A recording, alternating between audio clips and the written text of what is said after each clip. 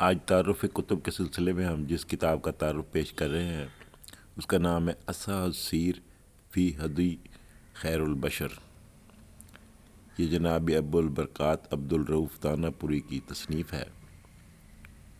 السیر فی ہدی خیر البشر ابو البرکات عبد الرؤف قادری دانہ پوری کی سیرت نبوی پر تصنیف کردہ ایک جامع اور تحقیقی کتاب ہے جو 1932 میں پہلی بار شائع ہوئی تھی۔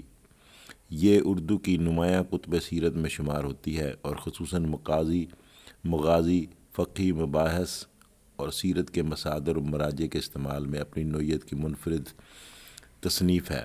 اس کتاب کی بنیادی خصوصیت یہ ہے کہ اس کی اساس مستند احادیث معتبر تاریخی روایات پر رکھی گئی ہیں۔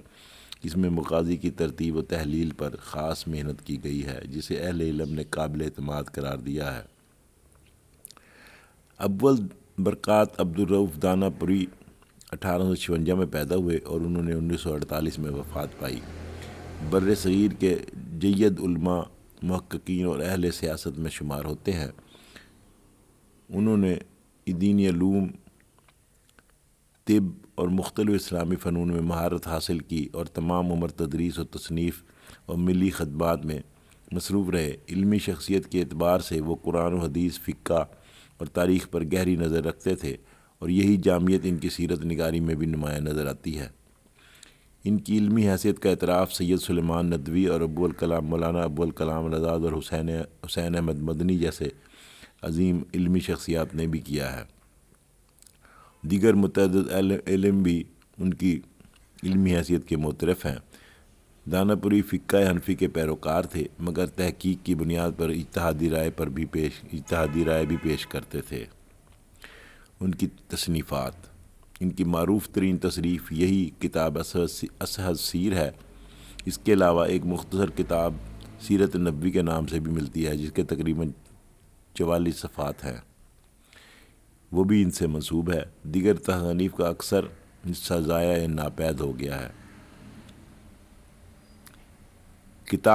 یہ کتاب ایسے دور میں سامنے آئی تھی جب شبلی نعمانی کی سیرت النبی اور محمد سلیمان منصور پوری کی رحمت للعالمین اور دیگر اہم کتب سیرت موجود تھیں۔ دانہ پوری نے موضوعاتی انداز اختیار کیا اور سیرت کے سوانحی اور فقہی مباحث کو ایک ہی جلد میں مربوط شکل دے کر جمع کر دیا۔ مصنف نے عموماً سیرت کی کتابوں میں رائج سال بہ سال کی ترتیب کے بجائے موضوعاتی ترتیب اختیار کی۔ ان کے نزدیک اس طریقے سے واقعات میں غلط مباحث کم ہوتا ہے اور قاری کو موضوع پیوستگی بہتر سمجھ میں آتی ہے۔ کتاب 2 حصوں پر مشتمل ہونی تھی۔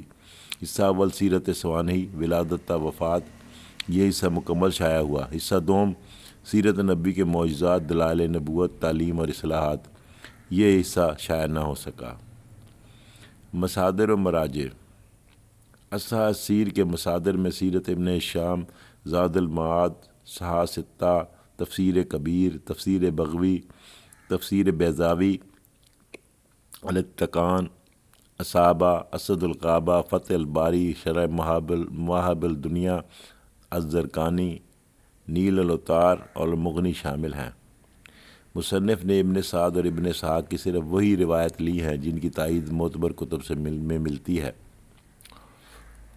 مقدمہ کتاب کے آغاز میں 44 صفحات پر مشتمل مقدمے میں مصنف نے قرآن و سنت، تاریخ عرب، تدوین حدیث، تدوین سیرت، روایت و درایت، عقل و نقل اور دیگر بنیادی بحثیں کی ہیں۔ مقدمہ اردو کتب سیرت میں نمایاں علمی قدر رکھتا ہے۔ کتاب کے موضوعات میں کتاب کے مباحث کی ترتیب اور موضوعات کی ترتیب درج ذیل ہیں۔ مقدمہ سیرت، یہ تقریباً 44 صفحات پر مشتمل ہے۔ سیرت کے اولین مصادر، قرآن و سنت کا مقام، تدوین و حدیث و سیرت، روایت و درایت، عقل و نقل، تاریخ و جغرافیہ عرب۔ نسب و ابتدائی حالات۔ نسب نبوی، ولادت، یتیمی، رضاعت، شام کا سفر، سیدہ خدیجہ سے نکاح۔ دعوت مکی، بعثت نظم الوحی، سابقین الاولین پر تعذیب، دعوت دین، کفار کے مظالم، ہجرت حبشہ، قبول اسلام حمزہ و عمر، مقاطع عام الحزن، طائف کا سفر، معراج۔ ہجرت و مدنی دور، ہجرت تحویل قبلہ، مواخات، جہاد و قتال، مغازی و سرایا، بدر، احد، خندق، فتح مکہ، حنین، موتا، تبوک اور دیگر غزوات اس حصے میں شامل ہیں۔ کتاب الاموال، زکوٰۃ، غنائم، فی، جزیہ، ہدایہ و تحائف، اموال مہجورہ، عشر و خروج، خراج، وفود و مکاتب، بادشاہ اور مختلف قبائل کو مخطوط، سفیروں کا تذکرہ، مدینہ آنے والے وفود کی تفصیل، حجۃ الوداع۔ اس عنوان سے حج کے منازل اور دیگر متعلقہ مسائل بیان کیے گئے ہیں۔ اگلا عنوان کتاب میں ہے نزائی مباحث۔ اس میں خطبہ غدیر خم، امامت کا مسئلہ، واقعہ کرتاس شامل ہیں، وفات نبی اور بعد ازاں امور، سریہ اسامہ بن زید، تجہیز و تکفین، متروکات لباس، سواری، مویشی، اسلحہ، موالی، خدام، موزنین، ازواج مطہرات اور ان کی کنیزیں۔ مغازی پر خصوصی تحقیق یہ کی گئی ہے کہ انور محمود خالد کے مضمون کے مطابق اردو کتب سیرت میں مغازی پر اس قدر جامع، مفصل اور مستند تحقیق کم ہی ملتی ہے۔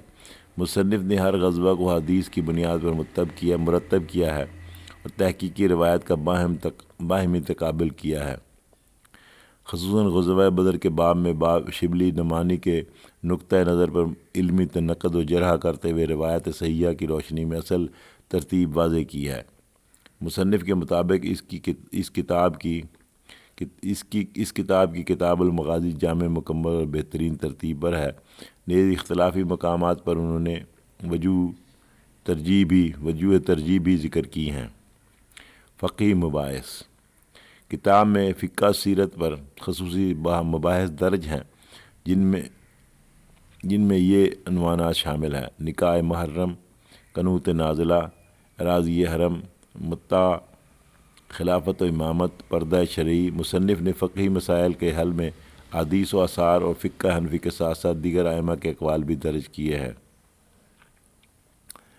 اس کتاب کا ایک نمایاں پہلو یہ بھی ہے کہ اس میں مستشرقین کے اعتراضات کا جواب بھی دیا گیا ہے۔ کتاب میں مصنف نے مستشرقین کے اعتراض کو قبول کیے بغیر براہ راست قرآن و حدیث کی روشنی میں سیرت کا دفاع کیا ہے اور معذرت خانہ اسلوب اختیار نہیں کیا جو سر سید کا رہا ہے۔ اسلوب، محمد یاسین مظہر صدیقی کے مطابق مصنف کی زبان اگرچہ سشتہ اور اسلوب سادہ ہے مگر متعدد مقامات پر ناہمواری محسوس ہوتی ہے۔ عربی طرز تحریر کا اثر بھی نمایاں ہے۔ مجموعی طور پر ان کی زبان کو ادبی اور اسلوب کو انفرادی قرار دیا بھی جا سکتا ہے اور اس پہ اعتراض بھی کیا جاتا ہے۔ اہمیت، کتاب کو وضع قدیم کی معتبر کتب سیرت میں نمایاں مقام حاصل ہے۔ اس کے مندرجات مستند روایات پر مبنی ہیں۔ مصنف کے بارے میں حسن بصری ندوی نے لکھا ہے کہ وہ حنفی عالم اور محقق تھے جو متوازن انداز کی تحقیق کرتے اور اپنے استدلال کی روایت کو مضبوط بناتے تھے۔ یہ کتاب دارالعلوم دیوبند کے سال ششم کے نصاب میں عالمیت میں مطالعہ سیرت کے طور پر شامل ہے۔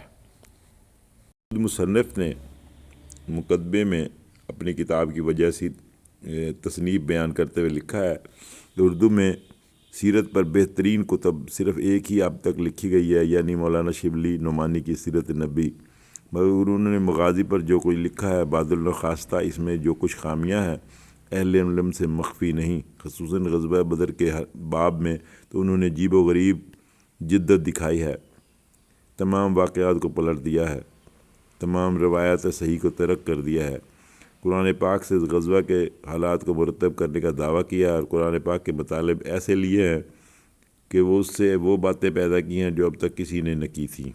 مولانا کی نیت خراب نہ تھی، تاہم واقعات میں الٹ پھیر اور مطالب میں رد و بدل انہوں نے اس لیے کیا کہ عیسائیوں کا جواب دیا جا سکے۔ بتایا جائے کہ غزوہ بدر اس لیے نہیں ہوا کہ رسول اللہ قریش کے قافلہ تجارت پر حملے کی نیت سے نکلے تھے، بلکہ اس لیے ہوا کہ خود قریش مدینہ پر حملہ کرنے آئے تھے، مگر مولانا کی یہ تکلیف بیکار ہے۔ صرف بدر کے واقعات کو بدلنے سے کچھ نہیں ہو سکتا۔ اسلام نے محارب قوم کی تجارت کو روکنے کی اجازت دی ہے۔ حضور کا تعامل کثرت سے اس کے ثبوت میں پیش کیا جا سکتا ہے، اور دنیا کی تمام مہذب اقوام کا اس پر عمل ہے۔ معترضین سے کہیے کہ اسلام کی تعلیم محض تخیلات پر قائم نہیں ہے، یہ عملی تعلیم ہے، اور محارب قوم کے مقابلے میں بغیر اس عمل کے چارہ نہیں۔ کتاب الاموال قدمہ کی تصانیف تھیں، مگر اب مفقود ہیں۔ وہ داناپوری صاحب لکھتے ہیں، مصنف داناپوری کے صرف احادیث اور فقہ کی مدد